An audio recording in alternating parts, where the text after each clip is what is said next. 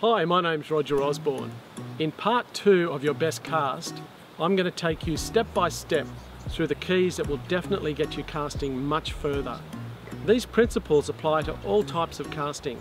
I've never measured how far I can cast before, but I thought it would be interesting to go down to my local playing fields and do some realistic test casts.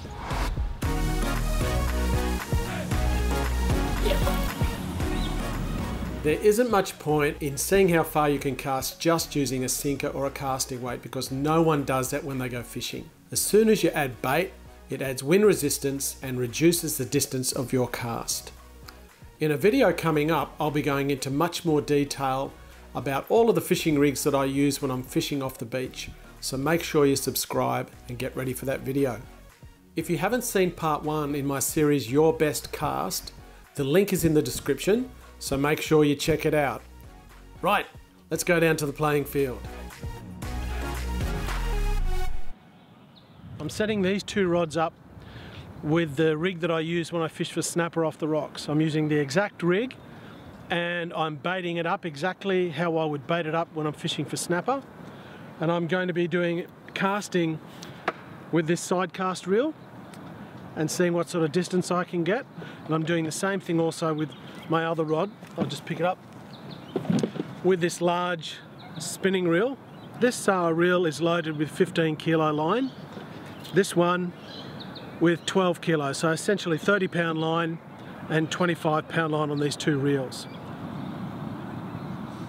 You've got to be careful when you're doing this so that you don't get the barb into your finger, and you want to keep the barb of the hook exposed. I've threaded this squid tentacle onto the hook a bit like a worm. You can see how I've done that, but it's a nice aerodynamic bait and a really good snapper bait. All right, which one are we going to do first? I think we might start with the side cast. All right, you can see my rig here. You can see my squid tentacle bait off the side. I'd like this dropper to be a little bit shorter. It's a little bit too long. It's probably going to swing around in the air too much. I'm actually going to make this a fraction shorter. Now, I've actually never done this before at a playing field. I've never measured how far I cast. I just know when I'm down at the rocks I can pretty much match it with the best casters or outcast a lot of people. I just asked the groundsman how long this field is and he said it's 102 meters. So let's see how we go.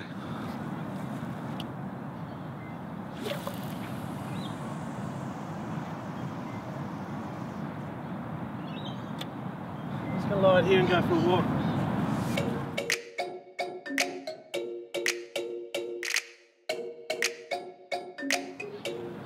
That's actually 90 meters, which I'm quite happy with that. So my first cast at the playing field, I actually checked the distance of the field. It was 105 meters, and where I'd cast to was actually 87 meters for my first cast, which I was pretty happy with because really I had no idea how far I was casting. And I think that I could actually cast 100 meters with a little bit more tweaking with my equipment. I could be casting a bait 100 meters, which just exceeds my expectations. So now I'm going to show you some really important things that will make a big impact on how you can cast a long way. And the first thing is your fishing line diameter. I have a spool of 30-pound line here, which I used for land-based fishing for snapper and jewfish. And when I go to a fishing tackle shop and I want to buy 30-pound line, I'm looking at all the different ones to find the thinnest diameter line that I can. This particular line that I've got is 0.43 of a millimeter wide. Now if I bought a different brand that was, for example, 0.5 of a millimeter, that small difference of 0.07 of a millimeter could have as much impact as 10 meters difference in my cast. So for me it's super important that I buy the thinnest line. The next step after you've bought your fishing line is putting the right amount of fishing line on your fishing reel. This is really important because it's another big factor in impacting your ability to cast. I've got several reels of mine here to use as an example. The first one that I have is a mid-range spinning reel that I use for fishing for whiting off the beach. It's got 6 kilo line on it. And just recently I'd noticed that the amount of line on the reel was becoming too low. and it was affecting my ability to cast. It was actually annoying me a little bit, so I need to take the line off this reel and reload it so that I can get a nice smooth cast and the best distance. If you have a look at this fishing reel, you'll be able to see the level of line on the reel and the lip of the spool. And what happens is when you make a cast, your line, certainly in this case, goes over the lip of the spool. And just that action creates friction, and it slows your line down as it's coming off the fishing reel, and therefore it shortens the distance that you can cast. So I'm not going to use this reel again until I put some new line on it and fill it up properly. The next fishing reel that I would like to show you is a small spinning reel that I have here that I use when I'm fishing with soft plastics for flathead. It has 4 kilo line on it, and I've only just recently put some new line on this reel, so it's fully spooled. You'll notice when you have a look at this reel that the fishing line is almost level with the lip of the spool. So there's going to be very little resistance or impact when I'm casting with the line going past the lip of that spool. And it's ideal.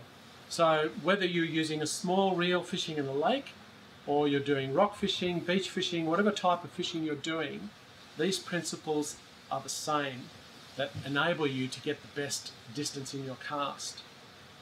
I'm going to move on now to a side cast reel of mine. This is the reel that I just used in my first cast at the playing fields.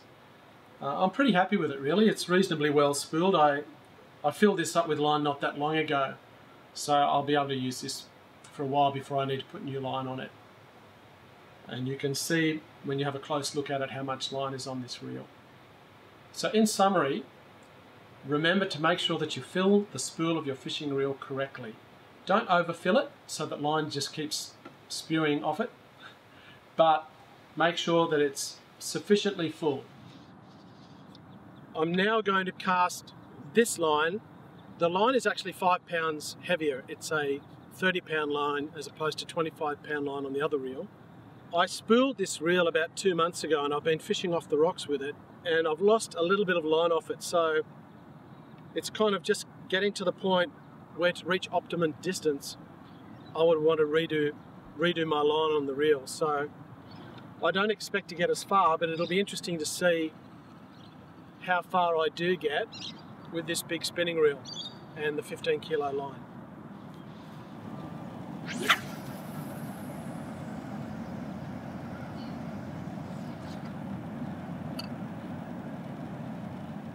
I'm reasonably happy considering I'd like to have more line on that reel.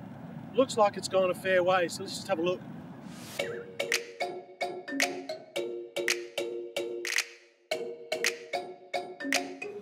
So it's looking like you can see my bait here.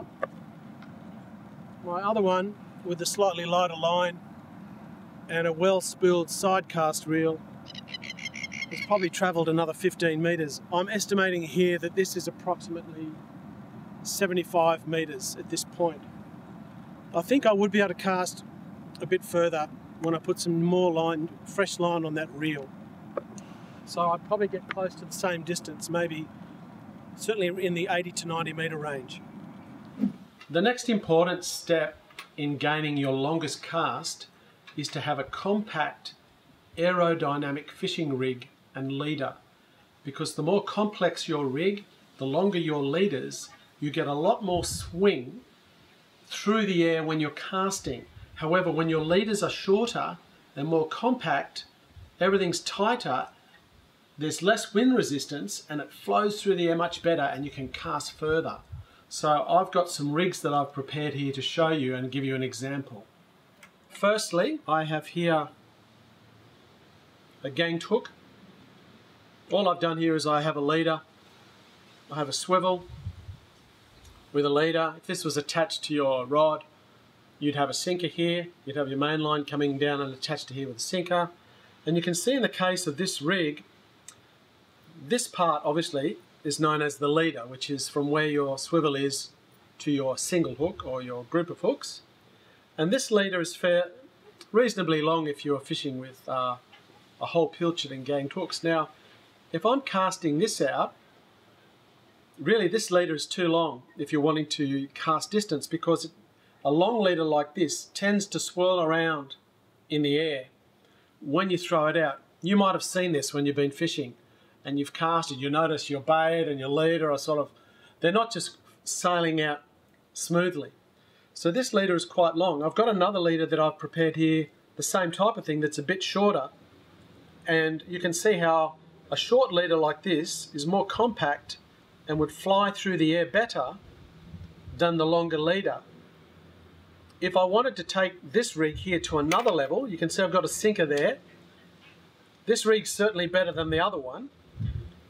If I had no leader at all and I had the sinker directly straight onto the hooks, that would be even more compact again and would fly through the air even better than this short leader, although this is pretty good.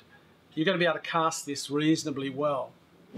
I've prepared another rig for you as by way of example as well, just to show you what I'm talking about. This is actually a rig that I'd use fishing off the rocks, in particular for snapper, where I have a running leader. You can see there's my leader there. My leader is actually really short. It's probably only about 10 or 12 centimeters long. And then I have my dropper, which goes down to my snapper sinker.